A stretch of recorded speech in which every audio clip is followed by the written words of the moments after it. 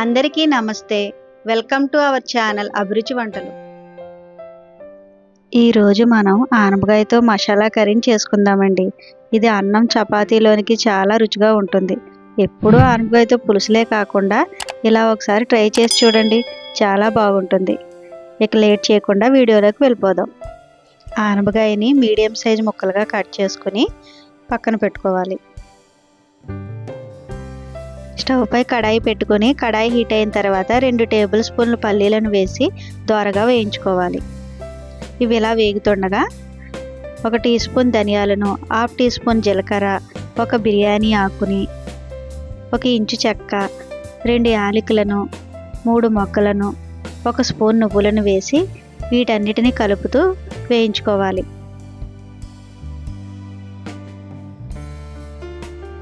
ఇవి ఇలా వేగిన తర్వాత ఒక మిక్సీ జార్లో తీసుకుని ఇందులో 1 టీ స్పూన్ కొబ్బరి పొడిని కూడా వేసుకొని పొడి చేసుకోవాలి. ఈ పొడిలో చిన్న అల్లం ముక్కను, 3 వెల్లుల్లి రెమ్మలను, కట్ చేసుకున్న 2 టమోటాలను వేసుకొని మెత్తని పేస్ట్ చేసుకోవాలి.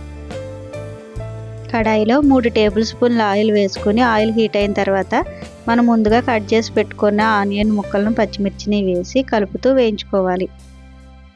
ఈ ఆనియన్స్ బ్రౌన్ కలర్ వచ్చేంత వరకు కలుపుతూ వేయించుకోవాలి.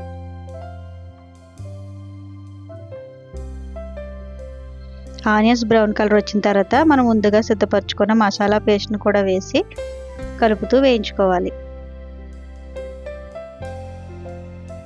ఈ మసాలా పేస్ట్ను కలుపుతూ ఆయిల్ పైకి తేలేంత వరకు వేయించుకోవాలి. ఇలా ఆయిల్ పైకి తేలిన తర్వాత ఇందులో 2 టీ స్పూన్ల కారాన్ని, రుచికి సరిపడా సాల్ట్ని వేసుకొని ఒకసారి బాగా కలుపుకోవాలి.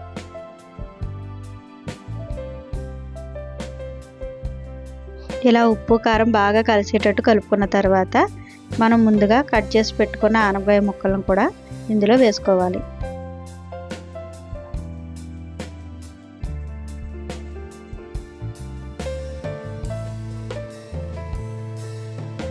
వేసుకున్న ఆనపకాయ ముక్కలను గ్రేవీతో కలిసేలాగా బాగా కలుపుకోవాలి.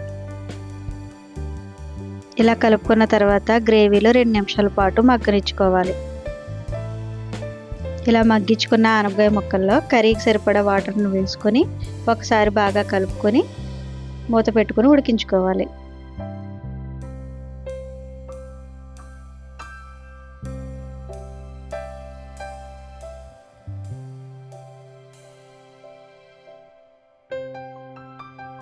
మధ్య మధ్యలో ఒకసారి అడుగంటకుండా కలుపుకుంటూ చూసుకోవాలి.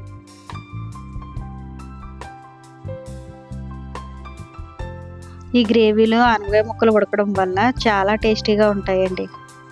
ఈ గ్రేవీ ఇలా దగ్గర పడుతున్నప్పుడు ఆనపకాయ ముక్క ఉడికిందో లేదో చెక్ చేసుకొని గ్రేవీ దగ్గర పడిన తర్వాత కొత్తిమీరని చల్లుకొని బాగా ఒకసారి కలుపుకోవాలి.